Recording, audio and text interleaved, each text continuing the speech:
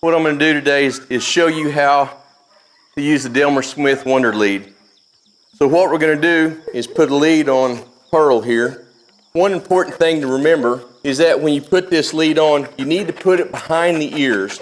If the lead is down here around the shoulders, it won't work.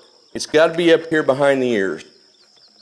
We're going to want the Honda to the outside. For a left side heel dog, we'll have it to the outside so that when we cue release, you can see the skin right here on that dog. You can see that skin move right here. That's our point of contact. This is the first time that Pearl has had this on her. We'll keep our session short. About 15 minutes a session is plenty. It's hot today. You can see that she's panting. There are 3 behaviors that you'll see when you start to heel a dog.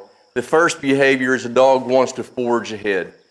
Probably because we've had them on leads and we've taught them to pull. The second behavior is a dog wants to lag behind. And the third behavior is a dog wants to turn in front of you and stop you. Typically you see them in that order. Basically you're going to do opposite of what the dog does. If they go ahead, you turn and go the other direction. 180 degrees the other direction. If they lag behind, you speed up and make a series of short cues for them to catch up. If they turn into you, then you simply get into their space.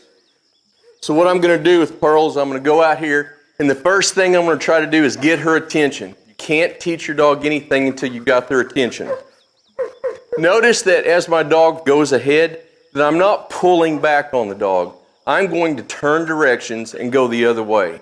Heeling is all about your body, the relationship where the dog is with you, going with you. This is the onset to having a dog go with you in the field. See how she's pulling ahead? So we'll just cue her there and we're going to go the other way. Bring her back around. And I'll do the same thing when she goes out ahead. Wow, she's falling in shape pretty quick. Right here. I'm going to cue her and go the other direction.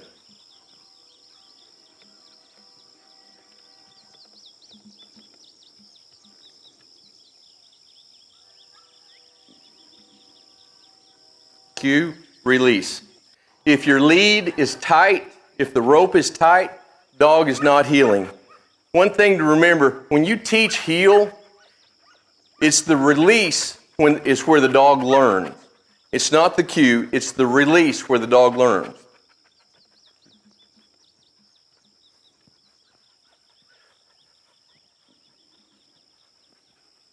I'm not going to micromanage her at this level. All I want to do is just get her to walking beside me. Try to show her where that area is that I want her to be. As she becomes more proficient with it, I can then, there's lagging behind. Remember I told you when we started this segment that they'll pull ahead, they'll lag behind, and they'll turn in front of you. She is now lagging behind.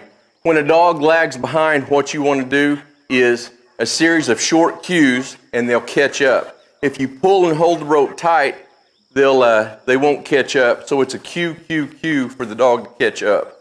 Again, loose lead. When change directions,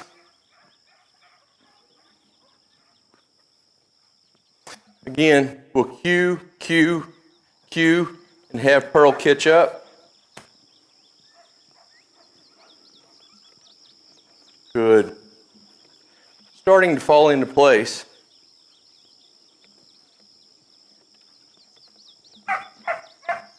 One thing you've got to make sure that you pay attention to is if your dog's going to see you as the leader, then you've got to act like the leader. As Pearl is lagging behind and I'm having to pull or cue her to catch up, you notice that when I cue, I go somewhere, right?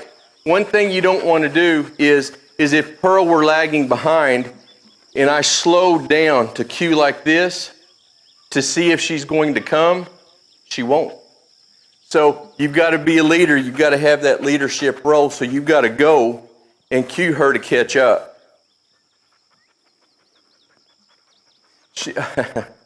This is the third phase of healing. When we first started with Pearl, she would pull ahead, then she lagged behind. This is turning in front of you. She's merely trying to stop me.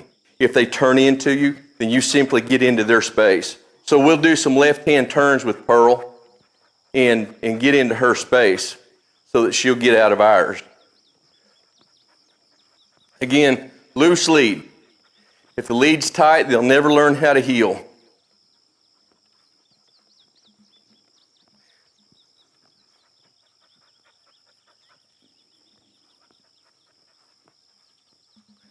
When you know that your dog's really paying attention is when they start to rate your speed.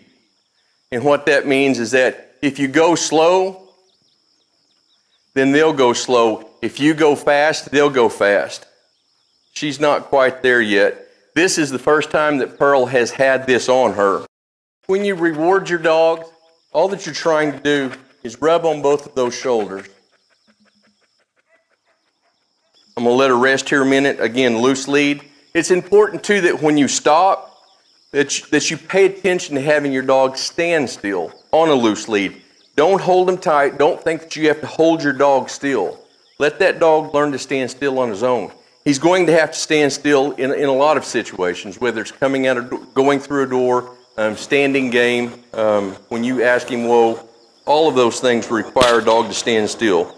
If you can't successfully have your dog stand still right here beside you, you will fail at distance.